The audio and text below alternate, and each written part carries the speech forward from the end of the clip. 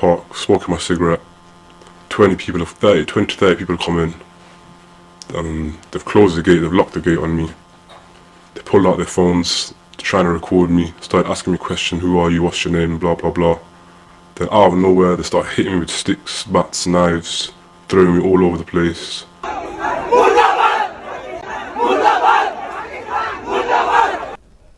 never thought anyone would do anything like that to my son. You bring your kids up to protect them. Your kids are your baby. It's my firstborn.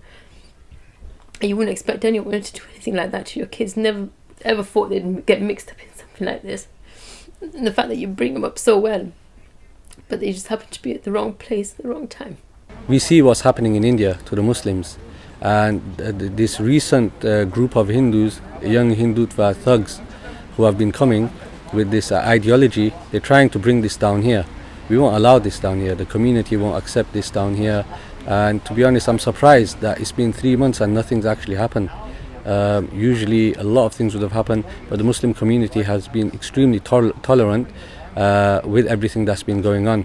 But again, with everything, people can only have so much patience. We've been here for so many years. There's never been any problems between our communities, not one iota. Not even any arguments, to be honest with you. There might be some arguments over money or food or whatever, but nothing else. Or never any tribal or communal violence at all.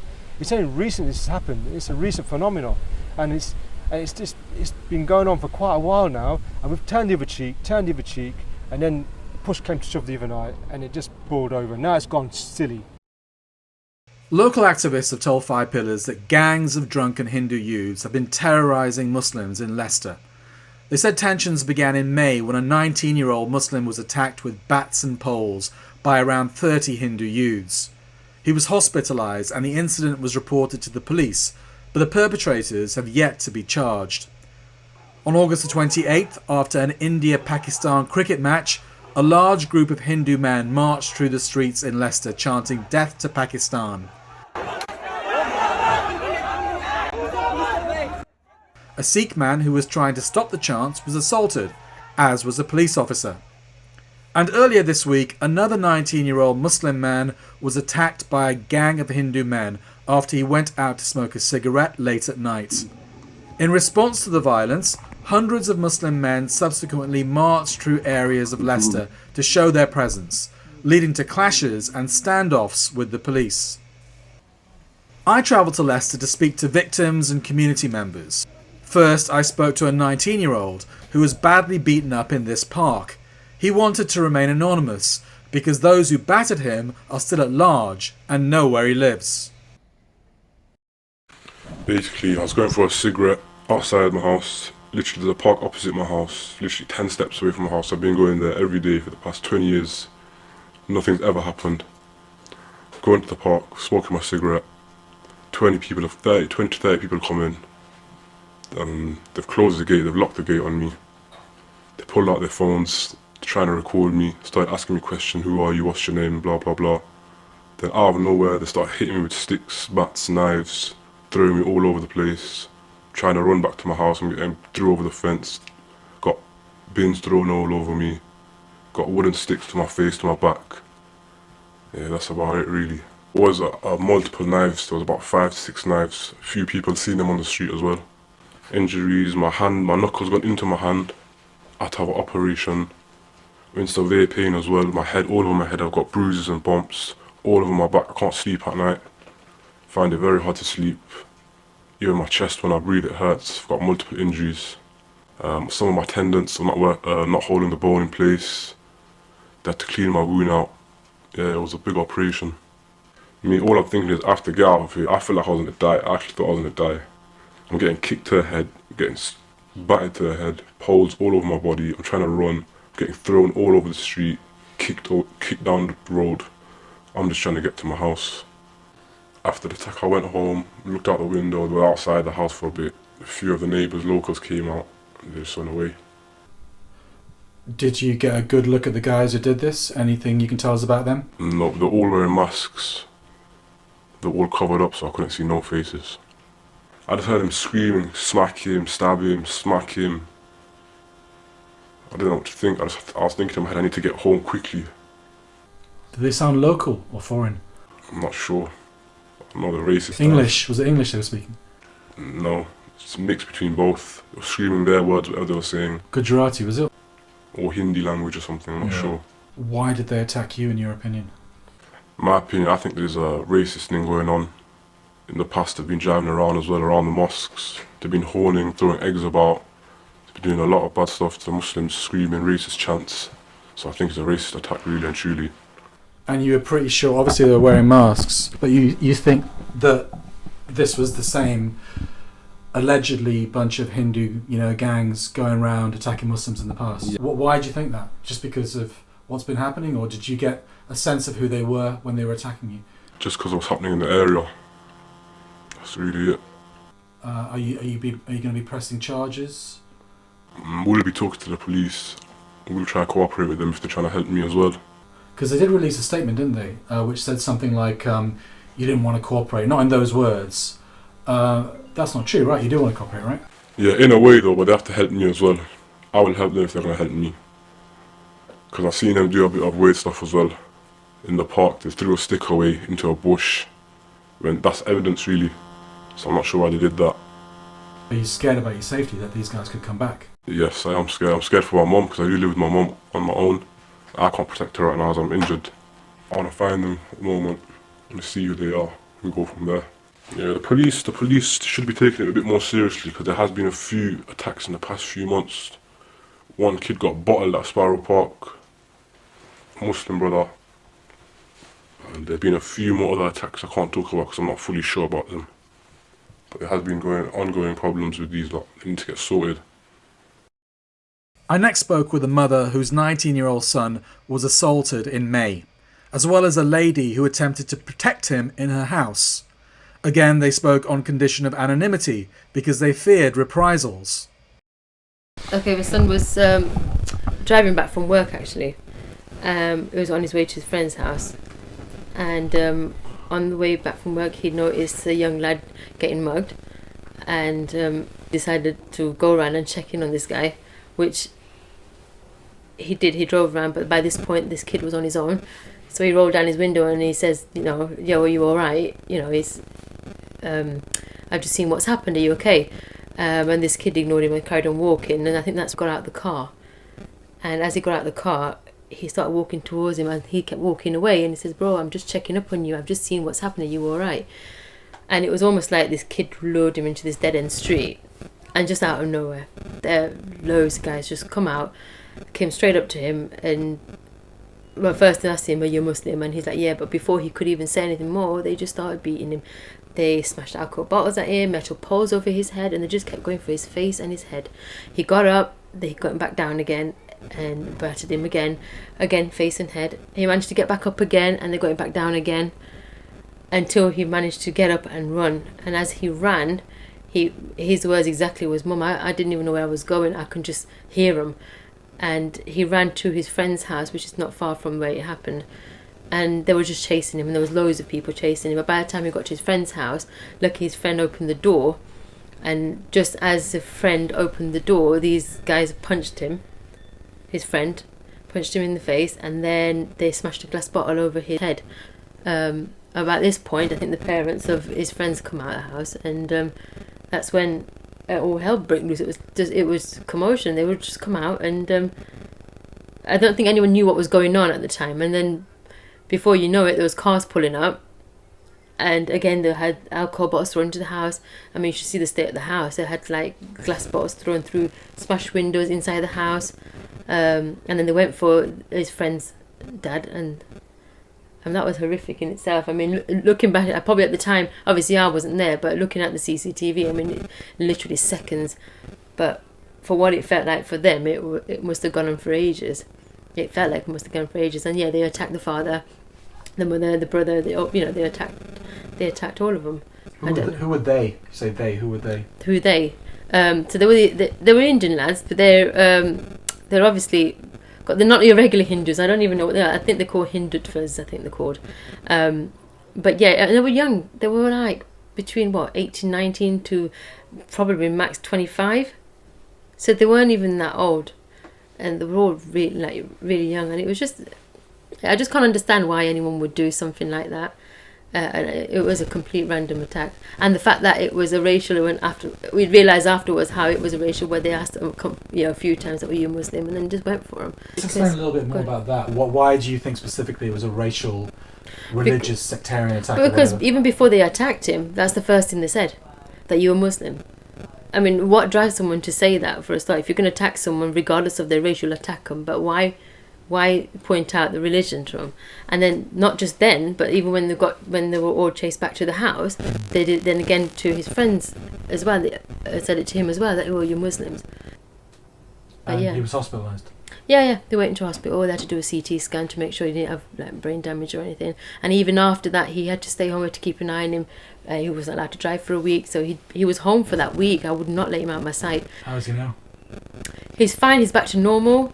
But when you've got all this commotion going on now, you hear it all. I think it's all bringing it back for him now, which is sad. It's going to mentally affect him.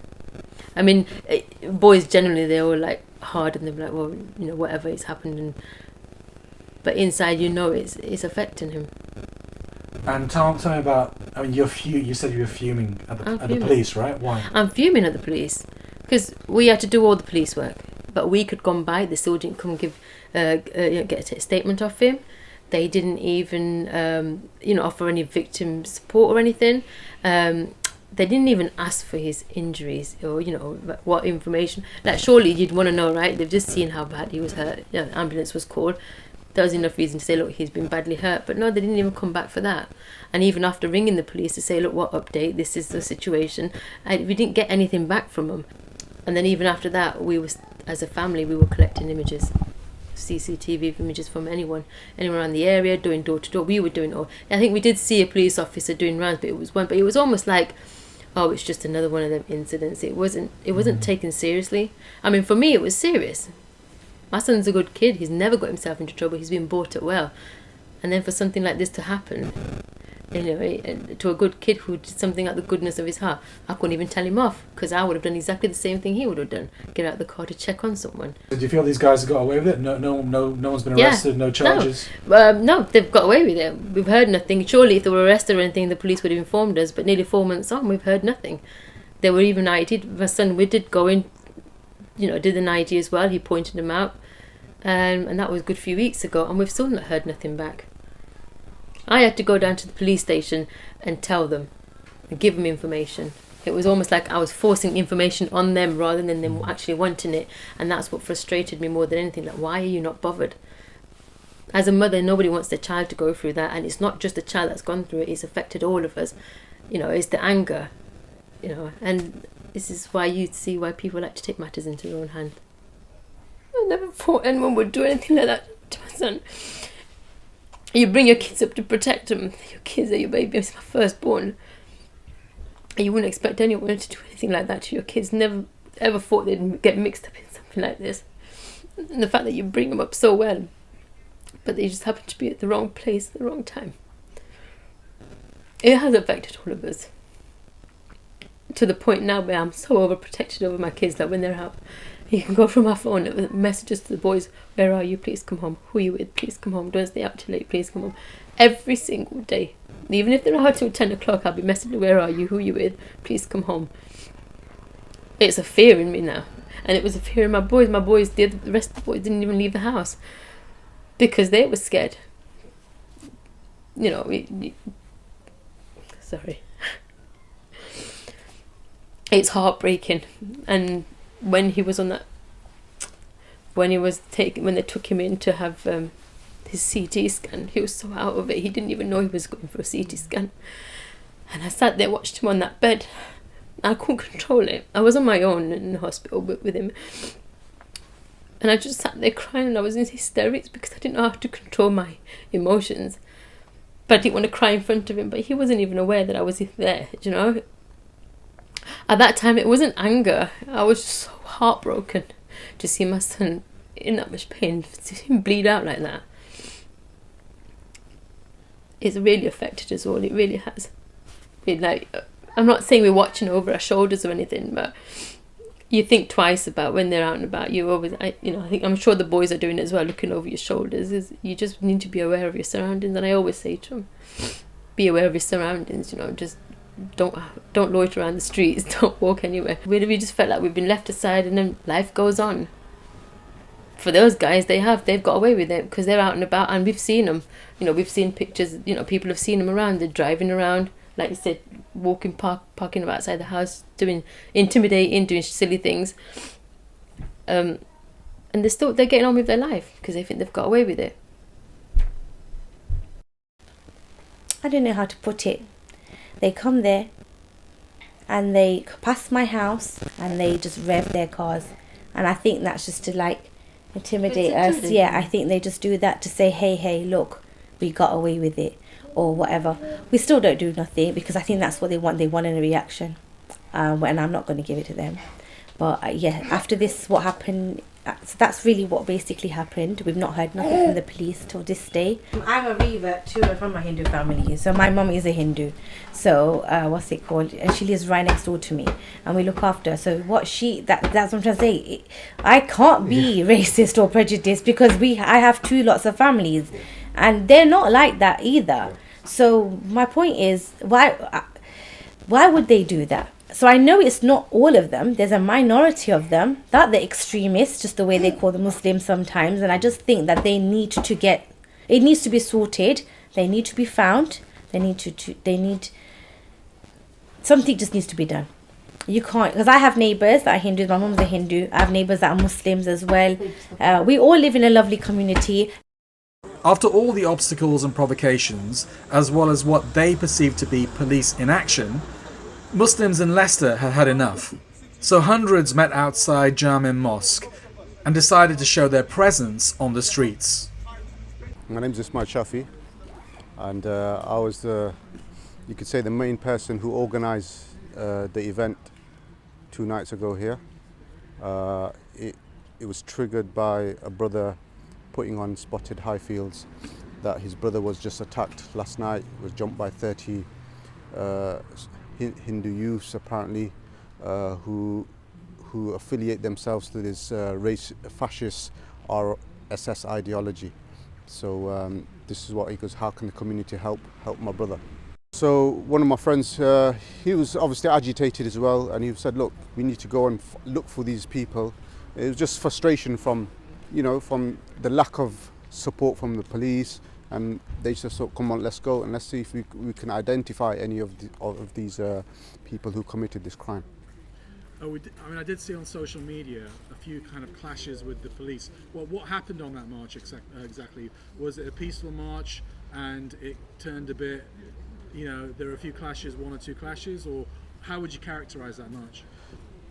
The intentions were pure, just to go out and see if we can identify any people. But obviously with these kind of events, you're going to have rogue individuals who just go out, and some of them may have struck innocent people, but obviously we have no affiliation to that. We distance ourselves to these things, and we want to work according to the law.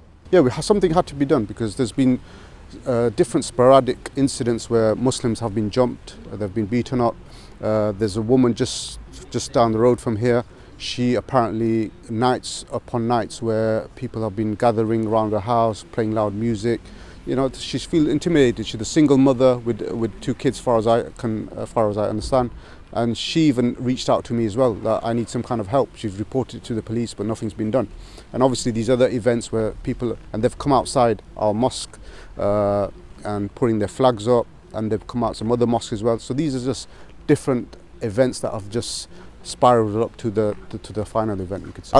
Let me just make one thing clear. This ain't a Hindu or Muslim thing. I've got close friends who are Hindus, I've grew up with, and I still, we have love for each other. This is with these, like you say, RSS affiliated fascist ideology that brought over from India. These are new Hindu community, select, not all of them obviously, a minority of them who've come here, and they're bringing this ideology to Leicester. And you can see by their actions, this is what they believe in. You don't have to know this. Just by the actions, you know that they are anti-Muslim, they're Islamophobic, and they're bringing this from this Modi RSS ideology from India here. And these are new people who've just come here in the last 5 or 6 years, you could say. It just reinforces the fact that what's happening on the streets of Indian occupied Kashmir, the barbaric BJP and the mindset is only being spread here into UK. I've said this time and time again before, the people who are in power must do something about this barbaric regime of the RSS and the BJP, because our people will only tolerate being pushed in a corner to a certain time. There will be a time when people will fight back, will stand up for their rights, and everyone knows the RSS and the BJP were on a European watch list for many years. The truth is there. You can see what they're doing to the Muslims in India. You can see what they're doing to the people of Kashmir. If we do not stand and fight for our right here to represent ourselves and stand for ourselves, nobody will. I think over the last few months, these attacks on Muslims by this group of Hindutva ideology, racist thugs, have been increasing in the community. I think the Muslim community have been very patient, very tolerant. They've not responded so far, but these attacks have been continuing.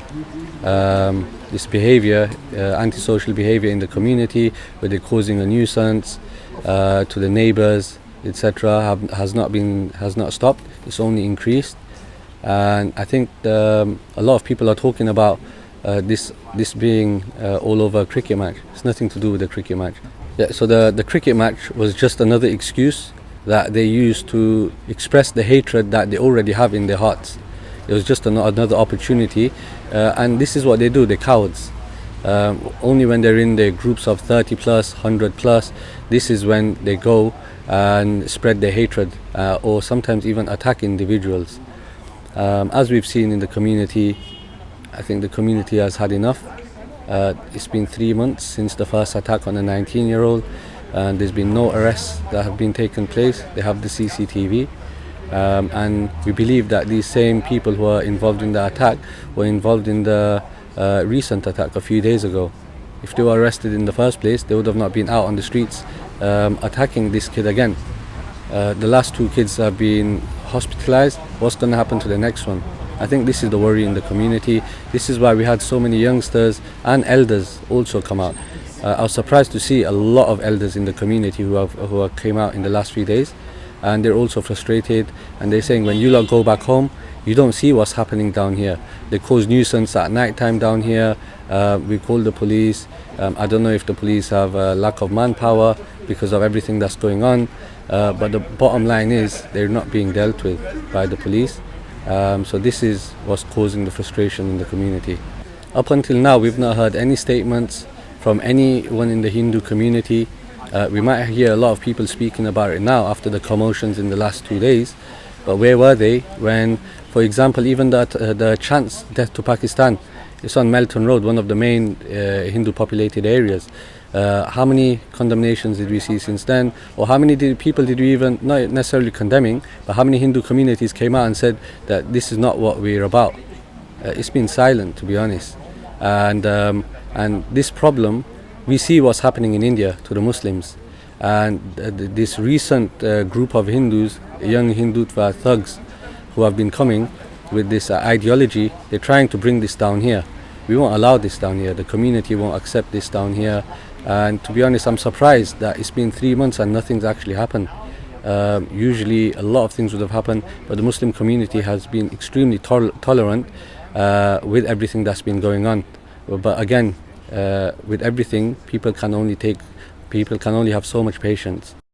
Leicester is a multicultural city with a large population of both Hindus and Muslims. But despite the palpable anger, I didn't meet one Muslim who wanted to disturb the relative communal harmony that has existed here for decades. I met up with this group of Muslim and Hindu businessmen who were keen to stress the number one priority is community relations. So I'm here with my business partner Imshad, my good friend Jahangir, our friend Riaz, Jag and Kalps. Obviously guys, we're concerned about what's going on in Leicester and the sort of negative behaviours which are sort of causing disturbances and chaos in the city. So we're here today to talk, and we want to move forward, resolve any issues, immediately stop any violence or threatening or intimidating behaviours, and work together to resolve what the issues are and make the community safe again and reassure the elders and the other groups of people that live around here that this will stop. When we look, we've been living together how many years? We've been living together how many years, Chad? I've lived over 30, 40 years.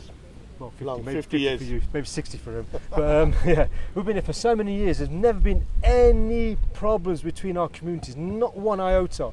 Not even any arguments, to be honest with you. There might be some arguments over money or food or whatever, but nothing else. Or, never any, tribal or communal violence at all. It's only recently this has happened. It's a recent phenomenon, and it's been going on for quite a while now. And we've turned the other cheek, and then push came to shove the other night, and it just boiled over. Now it's gone silly. It's going to get silly. I can see innocent people getting hurt, and we don't want to see this because we've lived together for so many flipping years together. You know what I mean? Okay. And I don't want to see this. You don't want to see this. We don't want to see this. We all know each other. We grew up together. We've been to each other's houses. We've all chilled together, hung around together. We've gone out grown up together. together, yes. Fought the races together. You know what I mean? So, this is ridiculous. We need to put an end to it now. Okay. Well, look, from my perspective, I'm not a faith leader. I'm not a councillor or a politician or anything.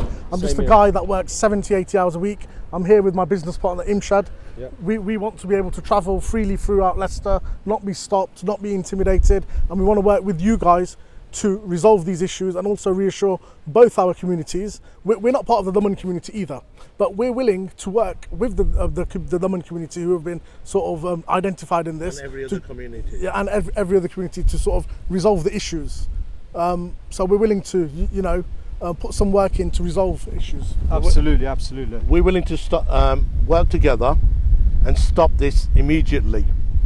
And everybody's family should be able to walk freely without having hassles or any accusations pointed at each other. Like it was before. Like it was before. Like it was 6 months From ago. childhood days, we've never seen any of this kind of thing. Never. Right? And we don't want to see it escalate any further. And we're all asking both ends peacefully, tranquility, and to be working together. This includes all communities working together. We've got the youngsters and the elderly community very afraid, and it shouldn't be like this. So, and it's, as part of growing together, as part of this community cohesion, it's really important that we dispel any misinformation, any rumours, and we squash those straight away. Community tension, what it does, it breaks progress, right? And it creates a lot of obstruction. We've got a lot of lovely elders around us all the time from both communities, the Hindu and the Muslim community, right, that are very afraid. Last night we had, the elderly Hindu community that were afraid to walk the streets. We had, the elderly, again from the Muslim community, who were afraid to walk the streets. There's been some turmoil, there's been tension, and I think there's a lot of misinformation out there. And what we've got to do, we've got to work together on this united platform. This is a very cosmopolitan city. It's a very successful city. You've heard from Jag, you've heard from Riaz, you've heard from Ritesh. There is a lot of unity here. So we should not allow a few days of turmoil that doesn't represent us. It's not representative of any ideology here, of anything of the sort. And the communities that have been responsible, I would strongly suggest that the leaders, have a meeting, liaise with the police, liaise with other, the Hindu community, the Muslim community, come together. Let's create a forum where we can discuss the concerns. There are a lot of rumours that are circulating on social media. They're very difficult to verify, and a lot of people, like Ritesh said, we're all busy, we're all working, we're all running our own businesses, and it becomes very difficult to establish the truth. What I'm going to plead to the youth: please do not drive around in your cars. We don't want to cause any turmoil. We're a peace-loving community, and we want to keep it that way. We want to sustain it that way, and we do not want any tension. We want people to go to the gurdwaras, to the mandirs, to the masjids, to the mosques, in peace. We don't want people, anxious and worried or stressed about what's going to happen to them. We want to go back to what Riaz has said, to how life was 6 months ago. So we need to send a message out to the regards to the police. On that note, yes. It's easy for anyone to point fingers to say he's that wrong, she's that wrong, but what can we do as a community, as elders, okay, to get this squashed? Basically, that's what we want. We want to live in peace and harmony, okay? We all eat together, we all share bread together, okay? That's the only way we're going to be able to move forward. Think of our generation below us, think of the youngsters, yeah? What message are we sending across if we now create a division? Do you understand? So we all got to live together. We've got to work together. Do you know what I mean? Yes, there's various different faiths, there's the various different beliefs, but we can all have our beliefs, we can all have our say, but within reason. Okay, we're not here to say I'm a Hindu, my name's Kalpesh. It's not a case of saying, okay, this is my area, I run Green Lane Road, I run Evington, I run Highfields. No, yeah, it's a mixed community. Whether you're black, white, Hindu, Muslim, whatever you are, we should be able to live together. It's not about segregation. Oh, he's a Muslim, don't speak to him. He's a Hindu, don't go and eat at his house. That's all wrong. That's all negative. Now, it's easily, with these videos that have been circulating, people can get brainwashed. They can get misled and off track. Let's be honest. Let's not forget, guys. If you want to talk about religion, both religions talk about peace. Yeah, okay. Me as a Hindu, I have many Muslim friends. Islam is about peace. Okay, it's not about brainwashing people. A lot of Hindus have this conception that Muslims will convert you into Hindus into so and so, or do this. It's wrong. Okay, everyone's accountable for their individual actions. Okay, when we all face God, whichever God that is, when we go and face God, we will be accounted for our actions. Leicestershire police were maintaining a visible presence when we were in the area and had introduced dispersal orders to prevent large crowds from gathering. They deny accusations of inaction and say misinformation should not be spread on social media while investigations are ongoing. So we've been all day here in Leicester talking to the victims of assaults as well as Muslim and Hindu community members. So what have I learnt from today? Well, it's obvious that the Muslims in this city are very upset and angry at the violence which has taken place, and they are linking it to the right-wing Hindutva ideology of Narendra Modi, the BJP, the RSS in India, which they feel is poisoning the minds of some Hindu youth here in Leicester. They're also angry at the police, quite frankly. They feel the police have not taken the issue seriously. But that said, they're not pretending that all Hindus are to blame for this violence. They recognise that it's a minority only that's to blame, and that Hindus and Muslims must live in peace in this city.